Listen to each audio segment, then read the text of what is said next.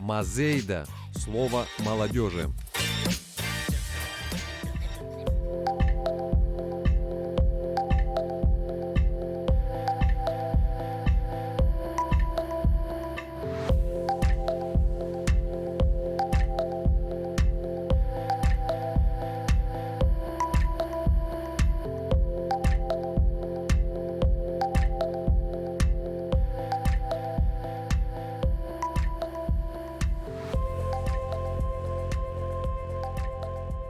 Абхазские выборы и гипердемократия.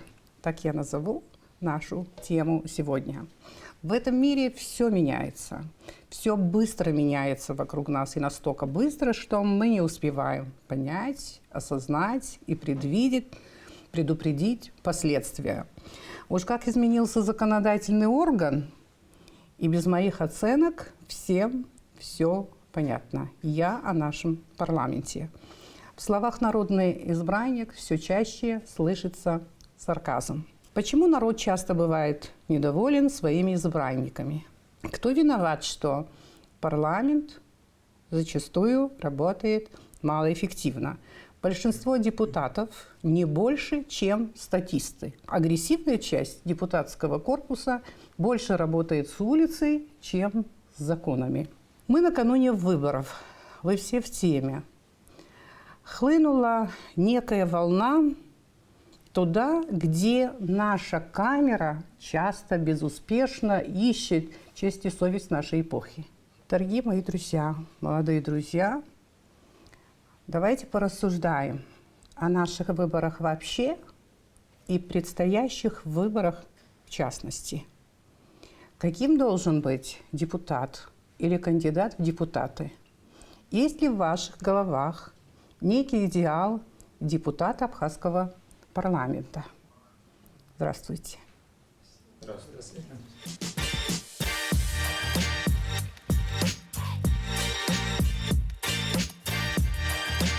Мазейда – Ачар Ража.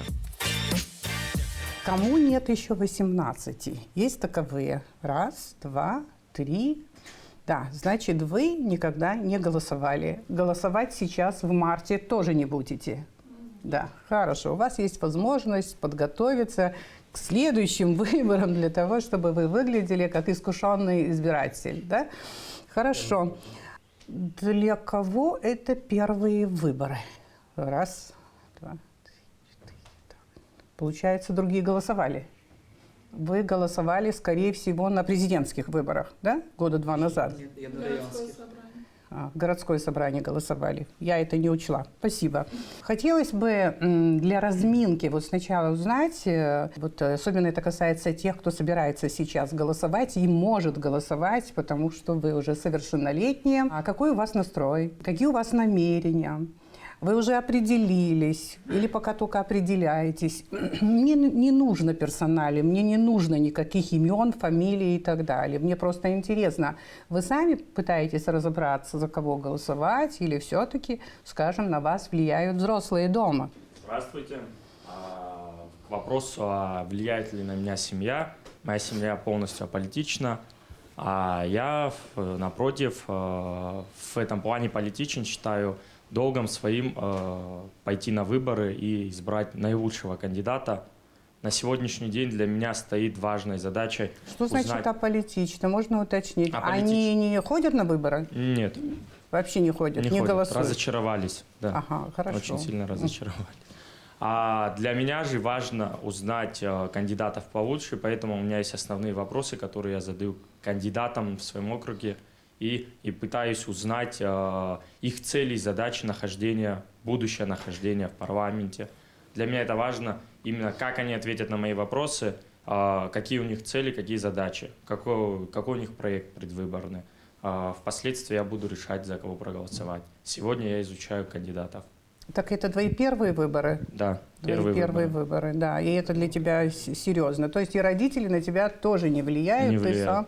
Да. Ну а есть вот какая-то группа там социальная, там друзья, молодежь, организации общественные, которые могут повлиять на твой выбор? Нет. Нет, да? Каждый кандидат сам может повлиять на мой выбор. Кандидат может. Да. Большинство депутатов не подходят, наверное, под мои критерии, потому Кандидатов. что... Или депутат? Кандидатов. Кандидат. депутатов. Мгм. Не подходят под мои критерии, потому что я хотел бы знать, какие законы они собираются продвигать. Я хотел бы знать, куда отправят они финансы, которые распределяет парламент. Но особо таких данных я не слышал от них. Говоря о том, как родители влияют на мой выбор, они вообще не влияют. У нас разные интересы и не влияют на мой выбор. А говоря о том, кого я выбрала, я уже определилась с выбором, потому что мне было легко, так как в моем округе только один кандидат в депутаты, и, в принципе, с его точкой зрения, с его работой я согласна, и мне повезло в этом плане. На меня влияет со всех сторон, то есть как семья, потому что мы не схожи с моим отцом в выборе, потому что мой отец голосует за одного, и непонятно по каким причинам, а я просто не буду голосовать в том смысле, потому что мне не нравится ни один кандидат, потому что я не вижу перспективы этих кандидатов, потом нет у них той программы, которая меня привлекает, по крайней мере, в моем округе. А если папа скажет, надо выручать Дариджан? Нет, у нас очень бурные споры с отцом насчет политики, потому что мы никогда не схожи в этой сфере, и мама нам сразу говорит, лучше тему политики дома не поднимать, или начнется война, потому что очень разные взгляды, которые никак не могут сходиться с моим отцом. Так что влияние семьи есть, но я в каком-то смысле не слушаю. Но здесь еще и влияние общества, которое говорит, проголосуй, что тебе будет, один голос. Я говорю, если один голос ничего не решает, не надо, значит, мне голосовать. Нет у меня желания в каком-то смысле дать голос свой. Иногда один голос, кстати говоря, очень много решает. Я с этим столкнулась. Это было давно, и это были выборы в городское собрание Сухумское. Я согласна с тем, что один голос многое может решить. А касаемо моей ситуации, влияния моих родителей на меня и вообще моего выбора, то здесь мои родители никак не пытаются повлиять на меня, несмотря на то, что у нас взгляды насчет именно этих выборов очень расходятся. То есть мои родители уже решили и знают, за кого они будут голосовать. А я как Илья сказал, я наблюдаю за всеми, мне очень интересно, что они могут предложить, несмотря на то, что в нашем округе выступают довольно-таки молодые кандидаты, они все, может быть, и достойны, но все равно я считаю, что человек должен быть опытным для того, чтобы он мог показать, доказать, и раз его избрал уже народ, ту программу, которую он представил перед выборами, он мог ее воплотить в реальность. А для тебя имеет значение этот кандидат, ты послушала на дебатах его, и тебе он очень понравился, то, что он говорит, скажем, среди всех кандидатов, скажем, он тебе показался самым таким адекватным и, в общем-то, нормальным, толковым и так далее, но зная, к какой партии он принадлежит и вообще какие у него там взгляды политические и так далее, и эти взгляды тебе не близки, и ты говоришь, да, ты умный парень, но я не буду за тебя голосовать. Такое возможно? Конечно, такое возможно. То есть важно не то, симпатизирует ли мне этот человек, мне важно то, что он представляет, что он может мне дать, раз он идет в законодательный орган. Это одна из главных ветвей власти. И я считаю, что раз мы говорим о депутатах парламента, то это человек, который должен иметь опыт, он должен понимать. То есть не так, чтобы тебе 28 лет, и ты пошел, и за тебя проголосовали просто потому, что ты хорошего воспитания. Здравствуйте. С Богом. Семья, то есть отвечать, если вопрос, как влияет семья на мой выбор, она не влияет, но она, конечно же, с удовольствием примет мой голос, если я проголосую за их человека, за которого... Семья незримо присутствует здесь. Ага. Всегда. Но они говорят, что они не влияют, но я чувствую их намеки на то, что они хотели бы, чтобы мой выбор пал именно на их кандидата. Но у меня уже есть выбор, и я понимаю то, что... Хорошо, мы не озвучиваем, понятно, мы ни за кого не агитируем, я сказала, никаких имен, но в то же время тот человек, за которого ты собираешься голосовать, что ты в нем уже нашел? Я вижу просто в этом кандидате, то есть серьезность к своему вопросу, но проблема в том, то, что достаточно, то есть в нашем округе, скажем так, против него выступает очень сильный, то есть личности, и ему будет очень сложно. Спасибо за предоставленное слово. И прежде чем я начну, я хочу сказать, что все, что прозвучит из моих уст, это сугубо личное мое мнение. Во-первых, семья не влияет на мой выбор, буду ли голосовать либо нет. Во-вторых, я, конечно, пока еще не увидел достойных. И в-третьих, идя по улице, я увидел один лозунг «Кукола Гаграза», «Сердцем за Гагру». Ну, сердцем мне, конечно, не надо, мне делами надо. Вот пока вот не докажут то, что они вот именно достойны этой должности, я... А вы сами, Алексей, откуда? Я сам с Гагры. А, поэтому Да, так говорите. Да. Идя по улице, да, я вижу такой лозунг «Кукола Гаграза». Мне нужно делами, на сегодняшнее время только все надо доказывать на делах. Касаемо выборов, у меня уже, к сожалению или к счастью, большой опыт, уже 8 лет голосую. То, что семья на меня как-то... Так что на нашей передаче мудрец уже, понимаете, по сравнению с вами, у него большой опыт и мудрость.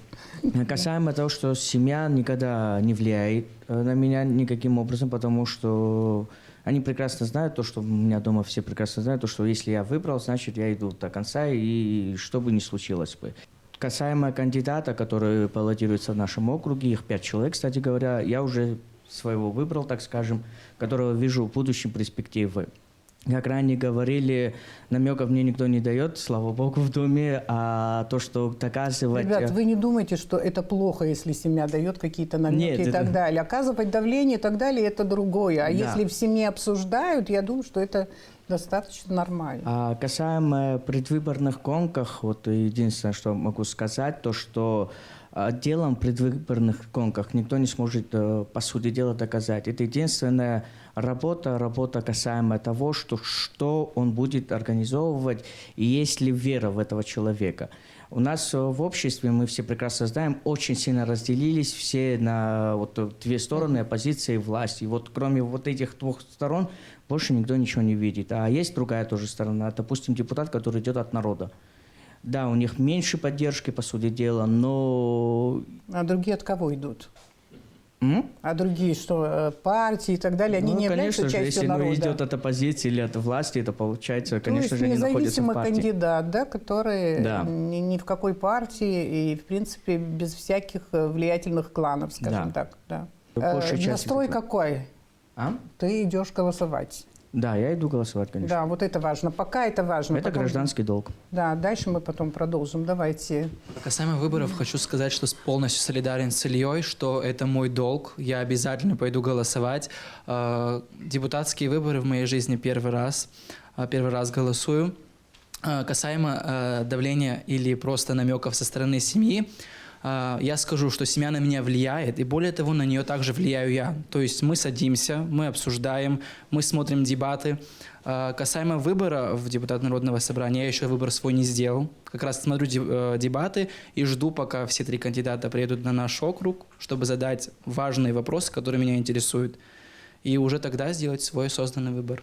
Выборка рыцбаху хозер ҳҭаацәараҿы еилкааны аилхрааӡаму иаганахьала саззыҳәан ари авыбор дасу аҳәынҭқарра анинхо ауаҩы иҭироуп ибжьы ҳәа сгәы иаанагоит. Насгьы аҭаацәареи сареи исҳәо ҳабжьаҭиреи маҷк аилкаара Шәеиԥшым. ҳаиԥшым. Алхрақәа рахь уажәоума уанцо? Уажәоуп санцо. Уажәоуп уанцо. Ҳалхрақәак еиԥшым, аха аҭаацәа ирҳәон еиԥш, ишышәҳәон еиԥш, ҳхы иҭоуп, аха ҳгәы иаҳәогьы иахдыруеит. Уи еилкаан исҳәарц исҭаху убри ауп, адепутат далухозар саззыҳәан ишьақәгылоуп иҟаиҵаша, ииуша, ихы шымҩаԥгаша. Саззыҳәан иуҳәозар, адепутат ажәлар дырзааигәазароуп ҳәа сгәы иаанаго. Кандидат уара дуҭынхазар иҟауҵои? Садысҭынхазар иуҳәозар, нас ауаҩы уиаара маҷк дызгәамԥхозар, иҟаиҵамҭа згәамԥхозар, дысҭынхоуп ҳәа сыбжьы сызиҭаӡом. Мана дыбзиоуп ҳәа, мана ихааӡара бзиоуп ҳәа сыбжьы сызиҭаӡом. Са сзықәгәыӷуа аԥхьаҟа иааиуа хҭыс ашьаҳа ҳҭызго ҳхазгало аҿар хазгало ауаҩы ииҳәо иҟаҵамҭа иуҭароуп убжьы ҳәа сгәы иаанагоит убас. Даԥсуан аԥсшәа изымдыруазар убжьы иуҭома? Убри аҳәара уҳәозар ҳҭаацәараангьы даара аимакаиҿак ыҟоума? аимакаҿак ауп убри аганахьала избандо са сгәы иаанагоит адепутат аԥсуа парламент ахьоуп дцо Аԥсынтәыла азыҳәан ауп изааиҵо ибызшәа идыруазароуп ҳәа. Убас сгәы иаанагоуп. Иҭабуп. Уаҳа аӡәыр ишәҳәомар иазҵаара, мамзаргьы наҟ ҳаиасуа. Амир, ирласны хәыҷык. Я соглашусь с Кириллом, да, я скажу, что семья на меня влияет. Это мой первый выбор, я еще опыта в этом не имею, поэтому я прислушиваюсь к слову людям, которые играют огромную роль в моей жизни, это мои старшие. И они имеют намного больше опыта, я к ним прислушиваюсь. Мне всегда говорят старшие, я рассматривал кандидатов, они мне говорят, не верь обещаниям, верь действиям, человек проявляется в действиях.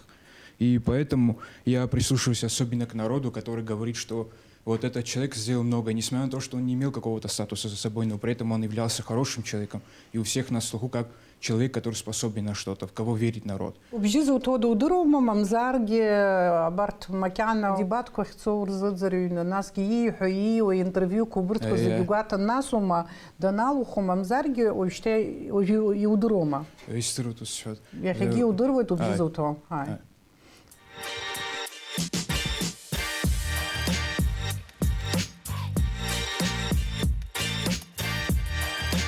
Мазейда – слово молодежи. Мы, скорее всего, сейчас будем говорить о чем? О качестве депутата, качество как некого продукта, да, вот этого субъекта, значит, парламента, да. И второе – это качество избирателя, если правильно вообще я сформулировала, надеюсь, вы это поняли. Каков кандидат, каков избиратель. Мне кажется, что и то, и другое важно. В конечном итоге, каков избиратель, таков и депутат. Да, поэтому возможно, что все, что мы будем говорить, будет подчинено вот этому тезису, конечно, если вы с этим тезисом согласны. Вот скажите тогда, вот сейчас вы наблюдаете за тем, что происходит. Никого не оскорбляем, понятно. Никого обижать конкретно, персонально, конечно, мы не будем и не должны этого делать. Но все-таки из того, что вы сейчас вот видите, хотелось бы поговорить о том, что вас смущает в кандидатах. Что мне не нравится, ни один из кандидатов не рассматривает проблему данного округа. Все рассматривают проблемы чужих округов и имеют какой-то одинаковый шаблон, что мы должны решить, но при этом никто не вникает в проблему того округа, откуда идет этот человек. Он не рассматривает свою проблему, он не слушает народ и не хочет в каком-то смысле слушать, слышать. И это одна из главных проблем. А вторая проблема то, что да, кандидат должен идти с народа, с простого народа, но при этом он должен иметь обязательно какое-то образование в этой сфере, в политологии. Если человек всю жизнь изучал, допустим, физику, он не сможет как политик смотреть на ситуацию. Поэтому основа образования именно в сфере политики, по-моему, очень важна для будущего депутата. На самом деле в этом мире вот уже не хватает простоты. Не нужно создавать идеального человека. Хороший депутат – это тот, который хороший человек. Он должен быть ответственный. Ответственность – это та цена, которую он платит за власть, он или она. Мы, естественно, не будем доверять тому человеку, о котором мы знаем как о безответственном человеке. А второе, он должен быть человеком слова. Вот если он сказал, значит, он это сделает. Иначе он просто по ночам будет плохо спать. И эти две составляющие, это как раз-таки то, что должен иметь депутат, потому что он идет защищать наши права, права народа, всю республику, и так далее. Так что ответственность и человек слова – это самое главное. А дальше то, что он знает 80 языков, или у него образование в сфере политики, либо он физик, это, конечно, учитывается, да. Но сначала он должен показать себя как хорошего человека и ответственного человека. Ну что значит хороший человек? Тот, который, я прямо скажу, без 5 минут вор, либо наркоман, а завтра идет уже на выборы. Это другой вопрос, да, ты в этом смысле, хорошо. У нас большая проблема, то что выбирает людей, которые обещают асфальт или что-то подобное. Ну да. Это большая ошибка, да. потому что другие есть ветви власти, которые занимаются асфальтом. И еще у кого-то народное есть собрание- возможность положить асфальт, Да. хотя мало кто асфальт может положить, потому что, вы знаете, это большие, колоссальные деньги. Но где-то что-то исправить за счет исполнительной власти и потом говорить, что вот я там вам помогаю и так далее, часто мелькать и прочее. Ну, я не знаю, это мое мнение. Продолжайте. Большая проблема то, что мы выбираем людей по признаку, кто больше проявит себя в определенном округе. Это ошибка. Объясню почему. Потому что мы избираем не людей, которые будут только представлять этот округ там. Мы избираем людей, которые должны заниматься законотворчеством. Не обещать лампочки, асфальт, еще что-то, а делать, писать законы, исправлять ошибки в законах. У нас очень много ошибок, очень много реально погрешностей. У нас на сегодняшний день критерий кандидатам почти нету как таковых. 25 лет, не имеющий судимости, может пройти в парламент, имея нужную поддержку. Это неправильно. Нету, люди туда могут прийти без опыта, могут прийти. Физик может прийти туда, но ему нужен опыт. Если это хороший физик, он может принести пользу в научном направлении, именно в законотворчестве. Но не тот человек, который имеет ресурсы. Вот тут мы изначально даем возможность подкупить избирателей. Да. Когда мы избираем людей, которые могут с помощью ресурсов определенных своих сторонников показать свою силу, показать свой авторитет в округе. Вот это неправильно. На сегодняшний день, мне кажется, нужно менять, уже поздно получилось менять что-то, но нужно менять изначально критерии к депутатам, кандидатам в депутаты. Нужно изначально, чтобы в нашем обществе поменялось вот это мнение, кто сделает там, пообещает дорогу и так далее. Нужно искать цели, именно что человек обещает, какой у него проект. На сегодняшний день у нас, мы как работаем? За 2 месяца до выборов. Это неправильно. Почему я сторонник смешанной системы? Потому что в смешанной системе работает партия. Партия работает постоянно, всегда. Она готовит кандидатов, она несет ответственность. Сегодня депутат, избираясь, он может заручиться поддержкой любой стороны, будь это оппозиция или власть. Придя туда, он может натворить глупостей. А потом уйдет, и никто никогда в жизни ему это припомнить не сможет. Завтра эта же сторона приведет еще раз нового своего человека. А когда это работает партия, у партии авторитет. Она не позволит портить свой авторитет. У нее есть четкие позиции. Они идут по такому направлению. Все. Мы с вами кандидаты, нам легче будет избирать.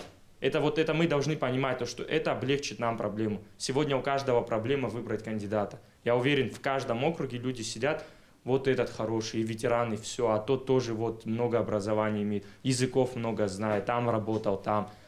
Чуть-чуть критерии нужно изначально поменять, и я не соглашусь то, что должны работать с определенным округом. Должны работать на родину, Нет, но а не на определенный можно, округ. в принципе, конечно, уточнить. Это, то, что ты сказал, вряд ли означает, что человек, который избирается от определенного округа, что он не должен заниматься проблемами округа. Он должен заниматься, понятно, потому что иногда в рамках округа, да, скажем, там, определенного района, там, сел и так далее, да и в городе возникают большие проблемы, да, без подключения депутата к этим вопросам, которые, в принципе, имеют большое влияние на исполнительную власть, эти вопросы невозможно решить.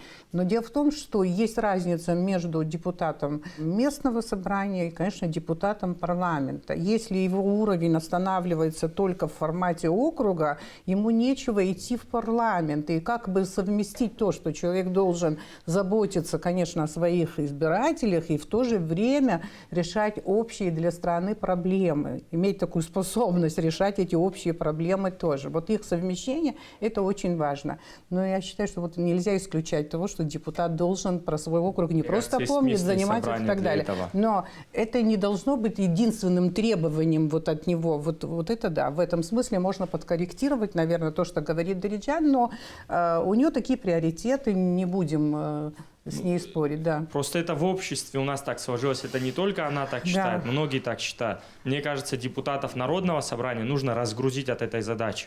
Для этого есть органы местного самоуправления. Им нужны полномочия. На сегодняшний день почему они не справляются? У них нет полномочий.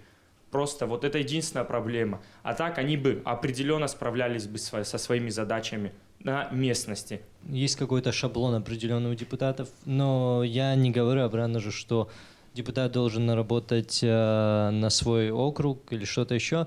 Нет, я говорю вообще о политике в общем Абхазии. Смотря на не только вообще на депутатов, их предвыборные слова, но и на партии, на их лозунги, на их требования. Такое ощущение, что у Абхазии нет альтернативного выбора никакого. И еще вот что меня смущает. Они говорят, много депутатов партии говорят о поддержке ветеранов, многодетных семей, образования и так далее. Но почему-то никто не говорит, откуда они возьмут эти деньги. Люди, я имею в виду электорат наш, вот избиратели, они хотят услышать какие-то очень такие популистские вещи. Люди все равно любят популистские вещи и верят в них. Вот понимаете, вот вы говорите, вот обещают, откуда они возьмут деньги, правильно. Но вот из своего личного опыта я вам скажу, что однажды, когда я с треском провалилась на выборах в парламент, мои первые выборы были шикарные, а дальше мы очень сильно все изменились и так далее, не важно. Но вот смотрите так, вот у нас дебаты, и на дебатах мой оппонент говорит, что у власти есть возможность повысить пенсию повысить до 5000 рублей. Это было, сколько лет назад? Больше 10 лет назад, да? 5000, до 5000 довести абхазскую пенсию. Говорит этот человек на дебатах. А я, будучи достаточно прямолинейным человеком, и я ему говорю, пожалуйста, скажите источник, откуда эти деньги можно взять. Вот откуда власть, она не видит, а вы видите. Вот откуда надо взять эти деньги для того, что... Но я же не говорю, что не надо повышать пенсию. Она прекрасно понимает, что это для политика очень серьезный ход, как раз-таки повысить зарплату, пенсию и так далее. Я говорю просто, вот это популизм, не популизм, чтобы узнать, говорю, скажите, где источник. Конечно, он не ответил на этот вопрос, но в конечном итоге про него постоянно потом говорили, что вот он за повышение пенсии, вот он придет депутатом, он поднимет пенсию, вы слышали, что она говорила, она против повышения пенсии и так далее. То есть люди очень часто слышат не то, что произносится, а вот то, что они хотят. Такое бывает. Ладно, кто следующий? Давайте, Алексей. В общем, они только обещают. Вот это обещание, это не то, что нам сейчас надо. Нам надо показать, чтобы мы сказали, да, этот человек, он достоин, его надо выбрать. А сейчас больше выбирают фамилию, нежели достойных кандидатов, которые реально они показывают и делами, и есть вера в них, но такое, к сожалению, не происходит.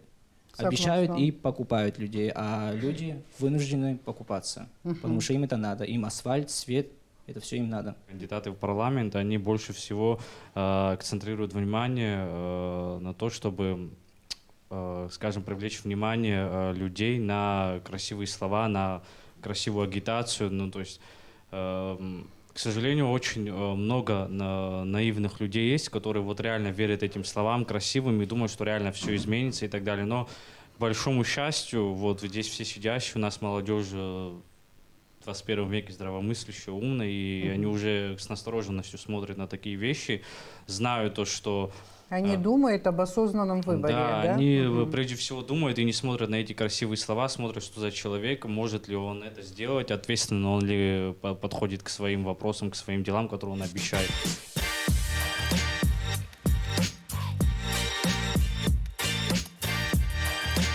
Мазейда, Ачар Ража. Очень многие, которые абсолютно ни под какие критерии не подходят, они хотят попасть в парламент. Почему? Зачем они туда идут? Что там можно получить, скажите, как вы думаете? Шутку так говорят, легче стать уже депутатом, чем найти работу в Абхазии. Реально, очень много молодых начало стремиться идти в парламент, и вот это стремление, можно сказать, и невозможно так нормально и объяснить. У них, когда спрашиваешь у многих, сейчас не за всех, конечно, говорю, у многих спрашиваешь, а зачем вы идете? Чтобы изменить что-то. А что изменить? Молчание такое начинается. Обратно же это, наверное, исходя от того, что неопытность их, но не обязательно, чтобы человек был, кстати говоря, чтобы в телевизорах попадался касаемо этого. Потому что есть такие люди, молодые тоже, которые сейчас баллотируются, которые ведут работы. Но без эфиров каких-то, не на публику это все выскакивая, а просто-напросто ведут свои работы. Он может быть помощником, допустим, депутата, он уже знает что-то, где какие изменения нужны. То есть такие люди тоже присутствуют. И поэтому, скорее всего, надо, прежде чем строго судить человека, там он был, не был в политике, надо просто-напросто, наверное, биографию его изучить, чем он занимался до этого. Большая если часть прямо это все-таки отвечать на вопросы, ну зачем туда идут, ну зачем? Неприкосновенность, наверное. Да, это профессия, скажем так, политика, публичного деятеля привлекает или есть какие-то более приземленные вещи, интересы? Большей части привлекает тем, что, скорее всего, вот все-таки парламент, я там уже нахожусь, а к чему они идут в большей части? Социальное положение, социальный статус, Ну, да, это некий лифт очень серьезный, да? Зачем кандидаты идут в депутаты парламента, мне кажется, народу будет очень тяжело ответить, потому что зачастую, мне кажется, что даже некоторые из кандидатов сами не понимают, зачем они туда идут. Как сказал Астик, мне кажется, намного проще, правда, ты не найдешь работу себе нормальную, а тебе проще попасть в парламент, потому что ты договоришься с народом, потому что ты воспитанный якобы, и ты попадаешь в парламент. А по факту ты не знаешь вообще, что такое закон, и ты не можешь даже связать два слова, и даже если это будет сейчас с моей стороны немного грубо сказано. Как бы ты должен понимать и ты должен нести. Это уже огромная ответственность. Депутат парламента, оно говорит само за себя. Я поняла, что, скорее всего, мой личный выбор пойдет на того человека, который уже имеет опыт в той же политике, в тех же законах, в работе, вместе с этим всем. Молодец, это интересный подход, спасибо. Дальше, Если я Илья. правильно понял, вопрос был, почему идут молодые, незамеченные в политике И люди? не молодые тоже, не молодые тем более, но не замеченные в политике абсолютно, да. Во-первых, я считаю, этот вопрос правильно задать именно им. Мы тут не сможем ответить на него. Что они там ищут? Что ищут? Изменить. В стране далекой, как песня поется, но недалекая страна прям под боком находится парламент, да. Людям надоело происходящее вокруг. Люди хотят изменить что-то. Есть такие ребята, которые хотят что-то изменить, и они идут в политику. Задача нас, избирателей, больше разговаривать с ними. Не по телевизору смотреть, а лично встречаться. На сегодняшний день они все открыли штабы. Каждый там постоянно сидят. Можно прийти и прямо вопрос задать. Я считаю, это важно. Я со многими говорил кандидатами и прямо задавал. У меня есть определенные вопросы, которые я всем им задаю. Отвечаю, я смотрю, как они. Я не жду какого-то определенного ответа. Я жду услышать, как они будут отвечать. Именно какой у них подход. Чтобы реально человек хотя бы интересовался. По ним видно, когда ты ему задаешь вопрос, как решить проблему энергетики. Один депутат этот ответ вот так сразу не может дать. Если был бы такой депутат, кандидат, он бы уже в президенты пошел. Но он может подход найти, он может объяснить то, что вот он видит вот это направление, тут стоит больше поработать. У депутата есть законодательная инициатива. Это важно. На сегодняшний день, имея идеи и не имея законодательной инициативы, мало что можно изменить в этой стране. И ты считаешь, что достаточно кандидатов, для которых это очень важно, что они будут обладать правом законодательной инициативы, им надо попасть в парламент для того, чтобы какие-то очень важные проекты там вот принять там, и так далее, предложить парламенту и добиться их принятия. Да, я думаю так. Касаемо того, что почему он туда избирается, был вопрос такой. А это все же парламент, депутатство – это власть. Какая-никакая она власть. И еще обещания, которые даются, они должны даваться обоснованно. То есть кандидат должен понимать, какой ценой они обойдутся, сможет ли он их выполнить. Вот сейчас будет кратко. Но для меня почему-то все всегда очевидно. Они туда идут, потому что там кормушка, и там можно помочь своим. А вот что значит кормушка? Ну, бюджет можно распределять, можно им лавировать, можно управлять, можно извлечь, можно раздать. Вот все так вот. Потому что все, которые туда приходят, они говорят, мы туда попадем и сделаем вам футбольное поле. А как он это сделает? А сейчас у него руки завязаны, а потом они у него будут развязаны. Ну, так ты что все. понимаешь, вот Илья, по-моему, сказал, что парламент — это коллегиальный орган. Ты не один, там вас ни 2, ни 3 человека, то есть вас... Ну и что ж? На практике, один человек все равно не практике, решает. Тут ты понимаешь, что один человек всего этого не может решить. Да, я понимаю, конечно. Но то, что определенные депутаты, они могут повлиять на бюджет и протащить какие-то... Ну, у нас все проблемы актуальные, все они нужные там, и так далее, да, и так далее. но какие-то вещи, что они могут протащить, в общем-то, это точно. Просто сейчас не хочу называть, но даже в этом бюджете, который совсем недавно приняли, я увидела несколько статей, это то, что я увидела, да, где я увидела интересы определенных людей, но они смогли это протащить, так что я с ним в этом согласна. Хорошо. Просто на практике я видел собрания и заседания, и там реально один человек выступает, он что-то правильно говорит, его сразу гул, все, и вот это все потом какой-то рыночный балаган. И, в общем, это все очень особо некрасиво. Это могут и во Франции показывать, и за рубежом, в общем. Так что так вот показывают, вот как вот мы независимо решаем свои проблемы. Вот такими вот криками, угрозами и так далее. Но, как это говорят неприемлемо. психологи, эмоциональные действия, они больше запоминаются. И Вот, поэтому да, конечно. некоторые депутаты, как раз-таки проявляя какую-то агрессию, там, вот, бурю, скажем, да, вот таких вот эмоций и так далее, они завоевывают сердца определенной части Ну электората. ладно, если это было бы там 1-2 раза, но там это прям каждое собрание, у них разборки, и только так и заканчивается у них. А вы представьте себе, чтобы если бы и вот этих депутатов не было бы, и вот все было бы болото, вот те депутаты, которых я называю статистами, которые вообще все время молчат. Мы обычно между собой говорим, это депутат Муму.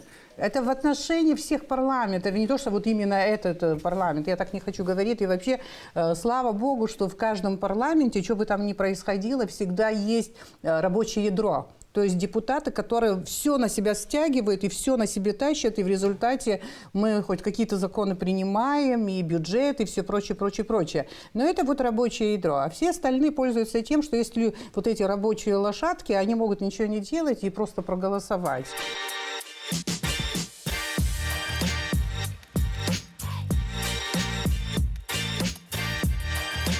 Мазейда – слово молодежи.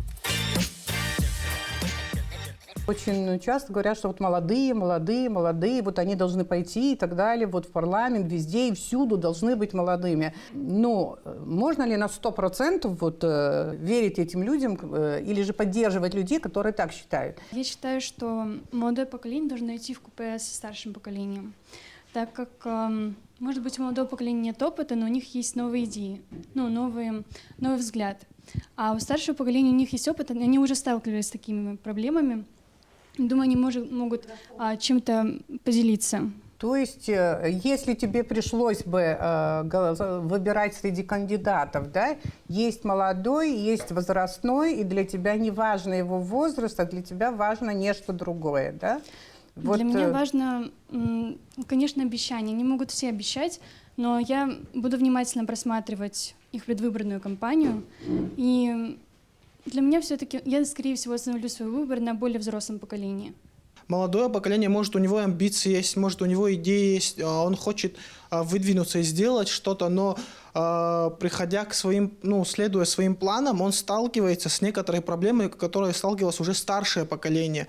Не узнав это у старшего поколения, он, естественно, наступит на те же грабли, которые наступил предыдущий депутат, который был на этом месте. Спросив, узнав, разузнав, как поступить в данной ситуации, возможно, ему подскажут, как обойти ту или иную проблему в этой сфере. В общем, в парламенте нужны, понятно, и возрастные нужны, и молодые нужны люди опытные, нужны люди, скажем, такие творческие, как модно сейчас говорит, креативные, люди с идеями, скажем так, вот, да?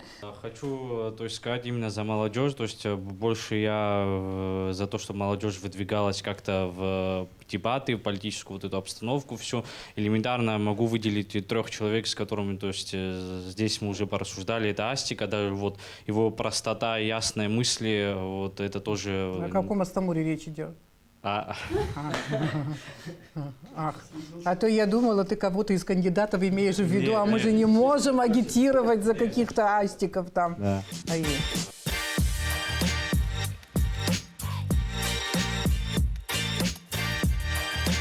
Мазейда – Ачар Ража.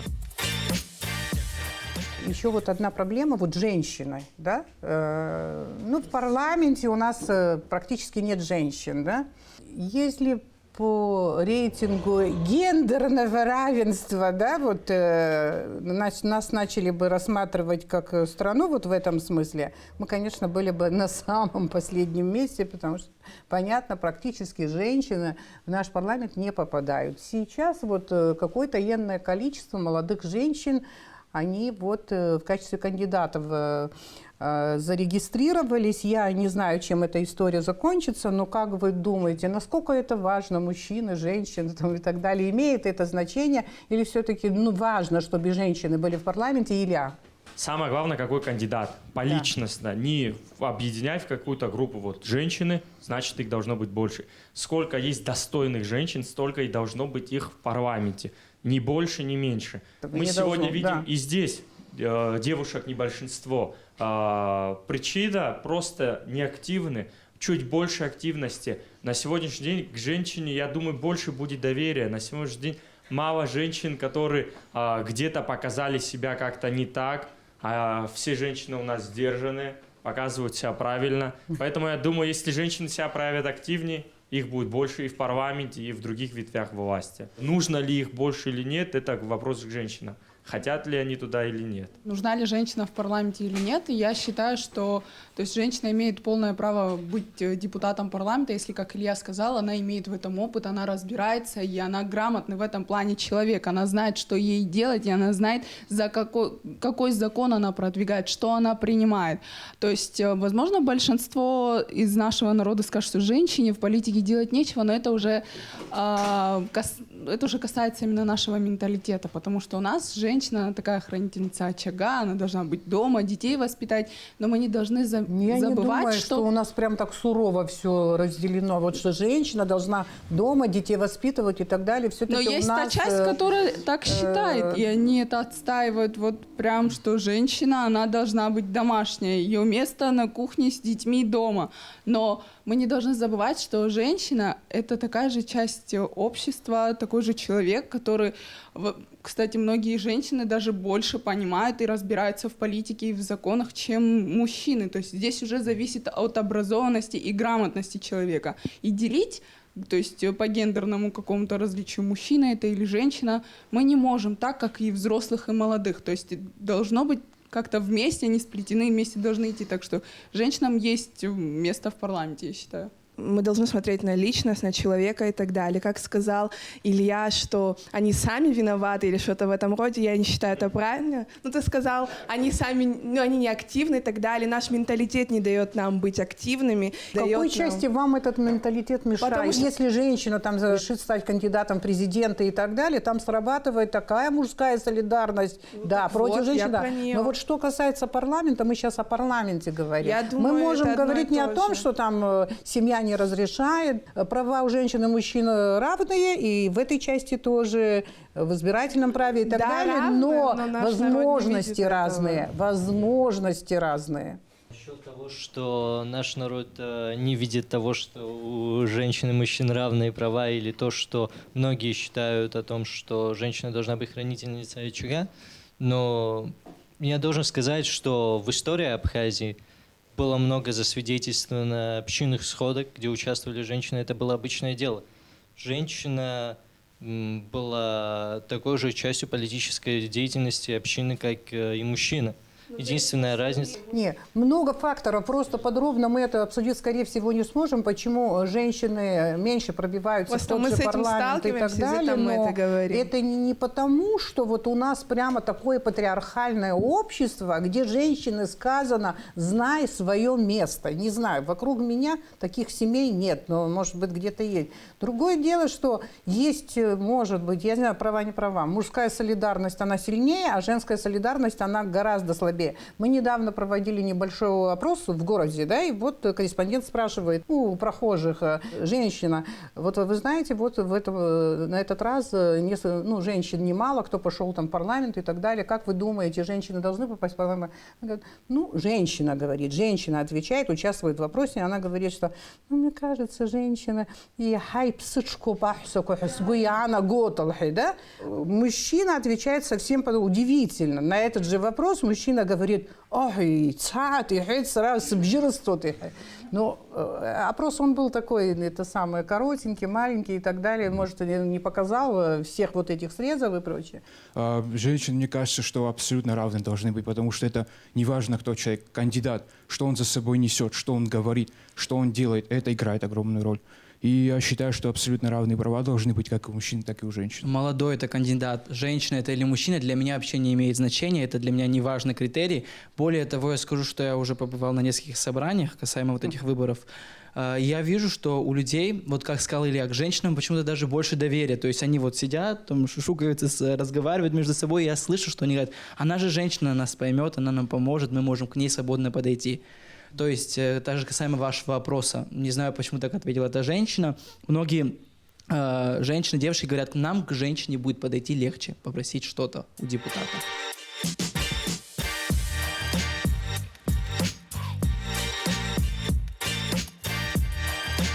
Мазейда – слово молодежи.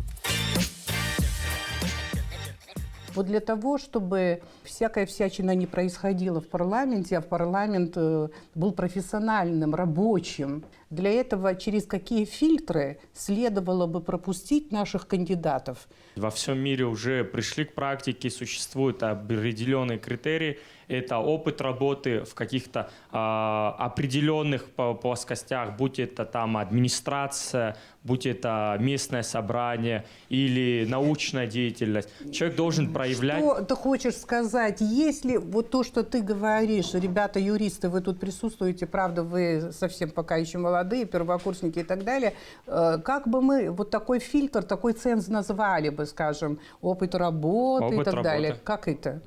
Ну, стаж работы, да? Вот вы хотели бы, чтобы стаж работы в качестве фильтра или ценза присутствовал в законодательстве, да, чтобы он был в законе, да? Да. Считаете это нужным? Дальше. Также очень важно знание абхазского языка. На сегодняшний день, я думаю, не стоит распределять это на всех кандидатов, а сперва начать с этнических абхазов. Данный ценз постепенно нужно вводить. Это важно. Если мы не будем поднимать эту проблему, то мы впоследствии столкнемся с тем, что наш язык Кстати, вот этот исчезнет. вопрос сейчас вот на этих выборах, вот в период предвыборной кампании, он очень много раз он всплывает и так далее. И иногда бывает, что люди начинают ругать телевидение, думают, что это мы придумали. Они говорят, почему вы позволяете говорить не на абхазском языке? Дело в том, что мы работаем в соответствии с законом. Если в законе было бы написано, что от кандидата требуется владение государственным языком, это, кстати, ценз. Это тоже ценз, это избирательный ценз, это фильтр и так далее, тогда мы этому следовали бы. Но вот как вы говорите, этого ценза нет. Но это политически не должно использоваться. Я вижу на сегодняшний день, когда это пытаются политически использовать для своих интересов. Знание абхазского языка — это не значит, что ты абхаз. Много людей есть, которые знают абхазский язык отлично, но на сегодняшний день показывают ужас в политике, находясь. Это не ценз, который должен быть основным, точка. Но он должен рассматриваться, этот вопрос очень важный. Прошлая передача была посвящена этой проблеме, и я считаю, что мы должны постоянно поднимать это. Прежде чем требовать, мы должны предоставить. Прошло некоторое время после той нашей передачи известной. Что-нибудь изменилось в этом отношении у тебя? Только произношение. Это ты работаешь над этим? Да. Я на сегодняшний день, ходя на занятия, направляю свое занятие именно с произношением, потому что я хочу... на сегодняшний день, если я буду плохо произносить, я буду стесняться. Буду автоматически стесняться где-то. Апсфецалла из банзара парламента хворол дукланза, цензгеры дыркулут, апсфюзым дровахны еще умадзамаханпи, и цала без фиамта умупмакяна. Касаемо именно возраста, потому что я бы добавил бы с 35 лет, допустим, элементарно хотя бы, потому что возраст. Возрастной ценз, да, добавил бы, да. Не 25 лет, он говорит 35 лет, например, вот, да. Нижний порог. Другой момент, касаемо абхазского языка, знания. Я считаю, что это вообще должен уже, по сути дела, закон работать касаемо того, что уже программу хотя бы элементарно создать по популяризации нашего абхазского языка, но это не означает то, что, вот, как я ранее уточнил, это не означает то, что депутат должен знать обязательно только исключительно абхазский язык. Потому что, объясню, мы многонациональная страна. Как бы это вы... Но дело в том, что мы говорим о другом. Мы говорим о статусе своего языка, который является государственным, но мы и на выборах тоже как следует не можем это использовать как некий инструмент и так далее. Но не как инструмент для того, чтобы кого-то подвергать дискриминации и прочее. То есть это тоже мы должны решить грамотно. Я вам скажу, что в моем созыве, например, у нас были русскоговорящие депутаты, которые не владели абсолютно абхазским языком, но я не помню, чтобы кто-то из них жаловался, что вот они там на абхазском ведут заседания и так далее, а мы не слышим, прочее нет, потому что спикер смог так организовать работу, что у нас технически оборудование специальное там и так далее для того, чтобы синхронный перевод осуществлялся. Этому мы спокойно говорили на абхазском языке, кто не понимал, он получал все равно на русском языке эту информацию, и все было нормально, и, кстати говоря, не ущемлялся государственный язык в результате этого. Я считаю, что сегодня парламент вообще не говорит на абхазском языке, вообще. Есть отдельные депутаты, которые замечательно говорят, мы их там записываем часто и прочее, с языком у них проблем. Но как коллективный орган, как рабочий орган, который должен на государственном языке работать, он абсолютно не работает. Мне кажется, что кандидаты в депутаты должны обладать элементарной политической грамотностью, образованием. Они должны разбираться в вопросах юриспруденции, в законотворчестве, в вопросах экономики. Просто порой оказывается так, что парламент понимаются другие люди, и мне кажется, что такой ценз тоже нужно вводить. Хочу сказать, что ценз в образовании, он считает, что кандидат в депутаты должен иметь высшее образование и быть компетентным в узких сферах, таких как юриспруденция, экономика, социология. То есть бывает такое, что туда идут такие люди, которых элементарно не могут грамотно высказать свое мнение. То есть у них должна быть грамотно поставлена речь. Хочу добавить, что когда вы говорили о качестве депутата, вы также говорили о качестве избирателя. Тут как раз-таки, когда мы жалуемся на то, что депутат какой-то не такой, плохой, мы часто забываем, что депутат этот прошел не из-за того, что там не хватило каких-то цензов, а потому что мы его сами избрали. Так что тут проблема не в в принципе, цензах. мы так и ставим сегодня вопрос. Качество депутата и качество избирателя. Да? Для нас важно, какого качества избиратель. Фильтры все равно нужны. Вот уже есть такое понимание в обществе тоже, что надо фильтры новые вводить. Это, я думаю, что следующий парламент, если он будет таким нормальным, рабочим и так далее, надеюсь, что вообще перелопатит наше избирательное законодательство.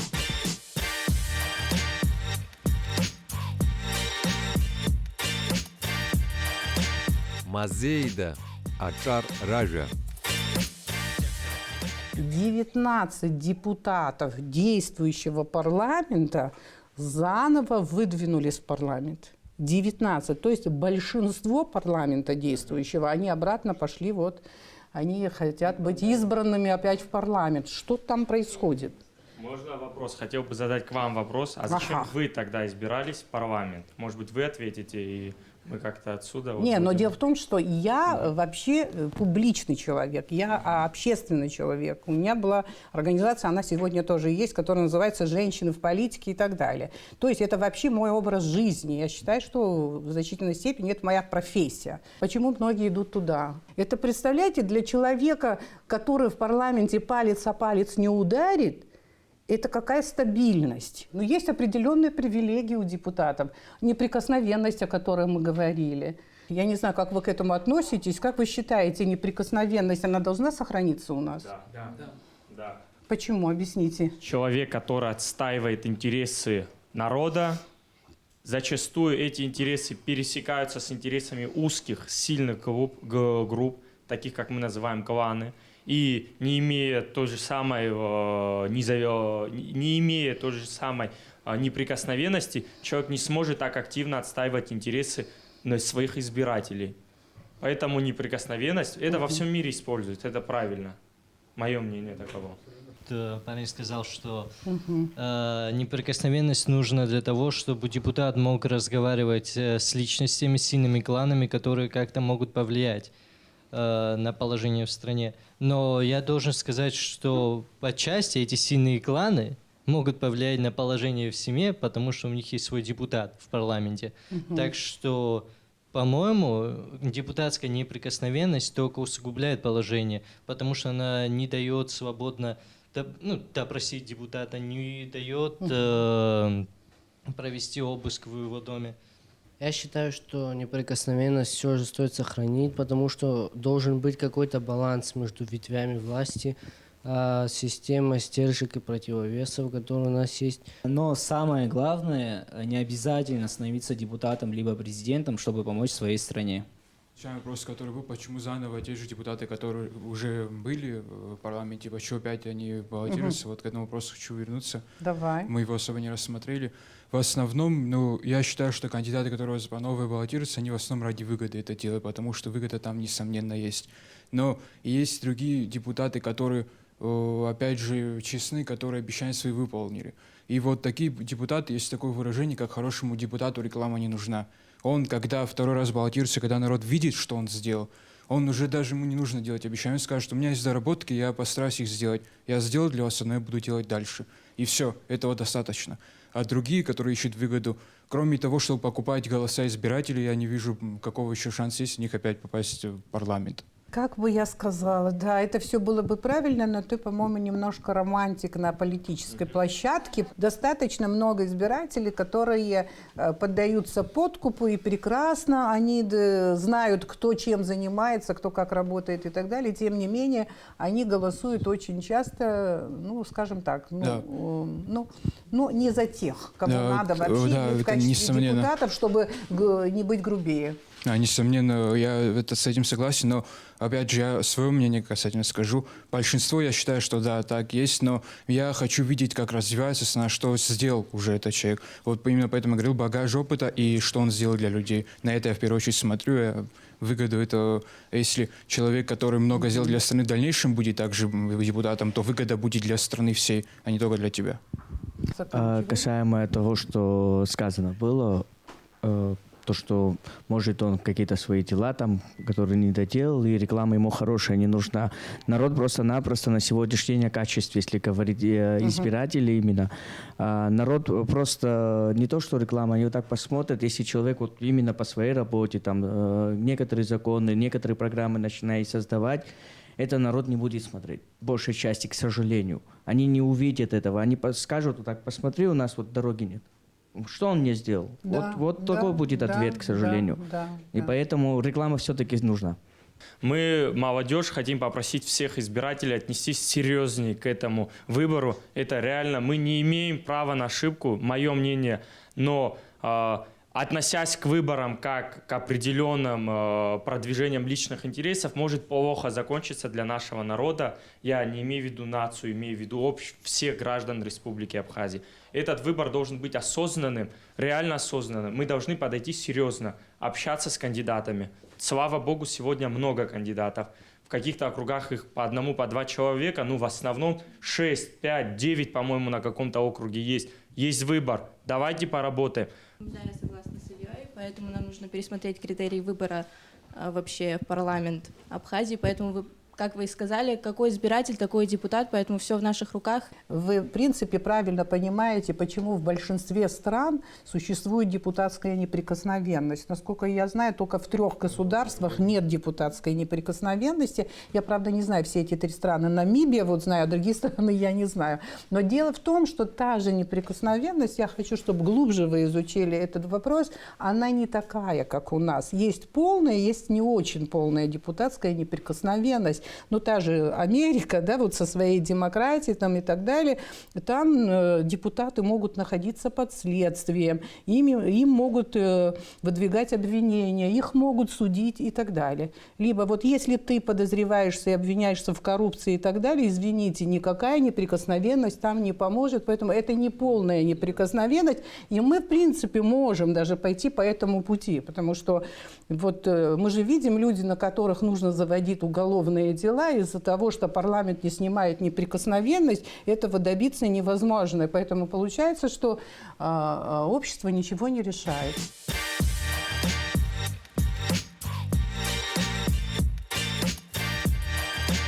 Мазейда. Ачар Ража. Наблюдая за тем, что сейчас происходит, да, в период предвыборной этой гонки, скажите, какой парламент вы ожидаете? Это уже все зависит от самого народа в каждом округе. Я надеюсь обратно же, то, что все-таки народ уже перестанет торговаться, как на рынке, своими голосами. И все-таки душой и сердцем будут рассматривать всех кандидатов и, конечно же, включат разум свой и все-таки начнут распознавать, где есть кто есть кто.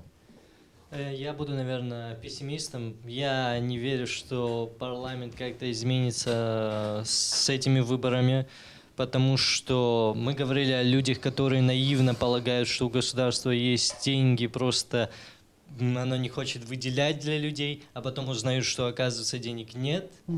И также проблемы с коррупцией никуда не делись. Готов поспорить, что обратно же многие начнут голосовать за своих родственников, за своих соседей, и мы дальше никуда так не продвинемся. Я хочу как раз-таки закончить оптимистично. У меня есть такое чувство, или, по крайней мере, я надеюсь, что будущий парламент кардинально, возможно, в какой-то отрасли изменит наше государство. Потому что, просматривая хотя бы уже несколько программ кандидатов в депутаты, видно, что если они возьмутся за эти проекты, то результат точно будет. Если. У нас вообще в Мазейде постоянно есть слово ключевое. Хорошо, все. Важно, что вы чувствуете ситуацию. Важно, что вы чувствуете реальность. Я надеюсь, что зрители услышали именно ваши рассуждения, именно ваши эмоции. Да?